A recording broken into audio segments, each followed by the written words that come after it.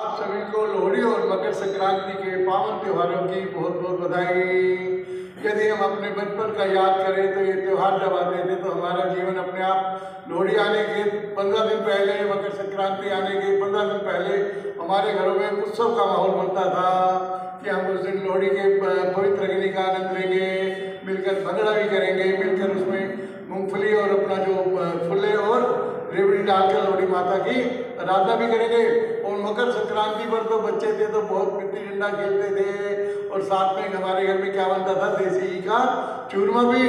मकर संक्रांति का सीधा सीधा अर्थ क्या है, सूर्य मकर राशि में प्रवेश करता है, यानी सर्दी के दिनों में धीरे धीरे उष्णता आने लगती है। जो परमात्मा का प्रकृति का विधान है वो हमें एक मंगलकारी उसकी ओर लेकर चलता है।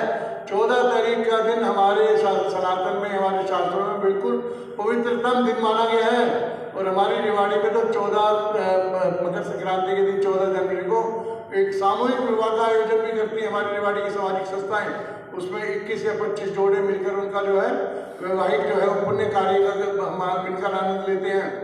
अब हमने आज बात की कि हमारे त्योहार लाए जीवन में खुशियों की बहार, लेकिन ये तब होगा जब हमारे जीवन में अच्छे संस्कार। हम सभी देखते हैं कि आजकल छोटी छोटी बात पर पति पत्नी में विवाद होता है और गुड़गांव में बताते हैं कि 4 कोर्ट ऐसे हैं जहाँ केवल पारिवारिक मुकदमे देखे जाते हैं, डाइवोर्स के मुकदमे देखे जाते हैं। थोड़ा सा पीछे जाए तो सच्ची घटना हरियाणा के कुरुक्षेत्र की एक महिला जिसकी आयु 31 वर्ष है और वो पति पत्नी और 2 उनके बेटा बेटी 5 वर्ष और 3 वर्ष के बड़े प्रेम से अपना जीवन निर्वाह कर रहे हैं। विधि का विधान हुआ, पति को बुखार हुआ, चौथे दिन बुखार कहते हैं दिमाग में पहुंच गया और उसकी मृत्यु हो गई। उस महिला पर मानो दुखों का पहाड़ डाल पड़ा। अब कैसे होगा, पूरा जीवन आगे बढ़ा है।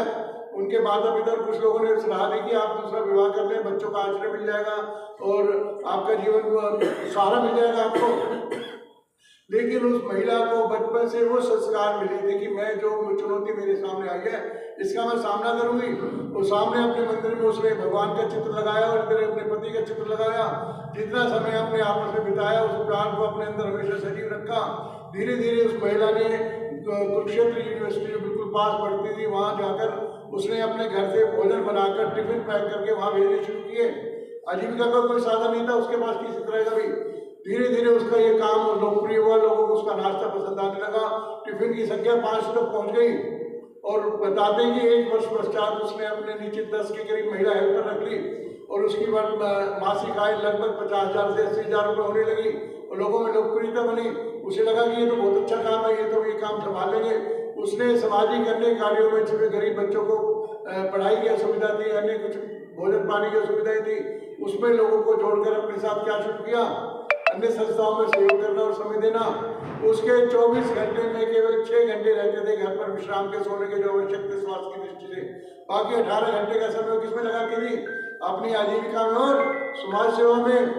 आज मैं आपको बड़े गर्व के साथ बताना चाहता हूँ उसकी बेटी IIT करके मैकेनिकल इंजीनियर और जिसका लगभग 24 लाख का पैकेज लगा है, उसका जो बेटा है वो एक अच्छा इंडस्ट्रियलिस्ट बना। उसने मतलब अपना एक उद्योग शुरू किया छोटा मोटा और वो भी लाखों रुपये महीना कमा रहा है। लेकिन उन बच्चों के क्या संस्कार हैं, बच्चे उसी शहर में दोनों रहते हैं अपने परिवार के साथ और माँ के साथ प्रतिदिन प्रयास करते हैं कि हम हफ्ते में एक बार बेटी अपने परिवार से मिलने आती है और बेटा जो है प्रतिदिन रात का भोजन अपनी माँ के साथ करता है। ये किसकी जीत है, संस्कारों की। यदि हमारे जीवन में अच्छे संस्कार होंगे तो हमारे बच्चे निरंतर रूप से जीवन में आगे ही बढ़ते जाएंगे। आज से काफी वर्ष पहले की बात मैं आपको सच्ची घटना रिवाड़ी की बता रहा हूँ। रिवाड़ी के उस समय के बड़े एडवोकेट, संपन्न परिवार के व्यक्ति, उनके पिता ने जाकर गांव में, कहते हैं कि जब वो 8 साल के थे तो उनकी सगाई एक गांव के संपन्न व्यक्ति की बेटी के साथ कर दी कि भाई मेरा बेटा बड़ा होगा तो इसकी शादी हम आपकी बेटी से करेंगे। आपस में दोनों परिवारों का मौखिक रिश्ता तय हो गया। बेटा पढ़ लिखकर एडवोकेट बन गया और बड़ा एडवोकेट, चंडीगढ़ पहुंच गया वो। अब लड़की वालों ने संदेश भेजा कि हमारी बेटी पढ़ी लिखी नहीं है, 10वीं पास है, अगर आपको आज भी रिश्ता ना मंजूर हो तो हमें कोई इतराज नहीं होगा कि आपका बेटा एडवोकेट बन गया और आप कहोगे ये क्या जोड़ी है इनकी। अब उसकी संपर्क बोर्ड बनने बेटी के साथ शादी हो सकती है। लेकिन उस नवयुवक ने, एडवोकेट ने, बहुत शिक्षित व्यक्ति ने क्या कहा, जो मेरे पिता का वचन है वो मेरे लिए ब्रह्म वाक्य है, भगवान का वचन है। उसने कहा मैं इसका पालन करूंगा। वो विवाह के लिए सगाई की तिथि तय हुई। उसके बाद उस बेटी को गांव में जो उनकी जो कन्या बख्शी बेटी है, गांव में कोई भोजन बनाते समय कोई सब्जी का पतीला उड़े पड़ा और उसके जो है कमर के हिस्से में जल गया, उसको बहुत बड़ा निशान पड़ गया।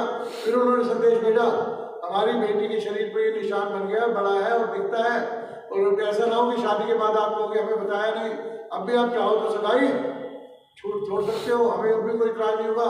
बेटे ने क्या कहा, जो शिक्षित एडुकेटेड एडवोकेट ने कहा, यही है दुर्घटना यदि मेरे साथ हो जाती तो क्या ये बेटी मेरे को छोड़ के चली जाती? बोलो, यदि ये किसी के साथ भी हो सकता है, विधि का विधान है। और उन दोनों की शादी संपन्न हुई अच्छे संस्कारों के कारण। आज उनके परिवार में एक बेटा और बेटी है, उन दोनों का भी विवाह हो गया है और दोनों भी बहुत शिक्षित और बहुत संस्कारित हैं। मिलते हैं तो लगता है कि जैसे कोई परमात्मा ने भेजे हो फरिश्ते। जिस परिवारों में अच्छे संस्कारों की दौलत होती है, उस परिवारों में वास्तव में रूप से लक्ष्मी का निवास होता है। इन सुंदर त्योहारों पर अपने घर में अपने बच्चों को क्या दें हम? अच्छे संस्कार, तभी आएगी हमारे जीवन में खुशियों की बहार। बोलो सियापति रामचंद्र की जय।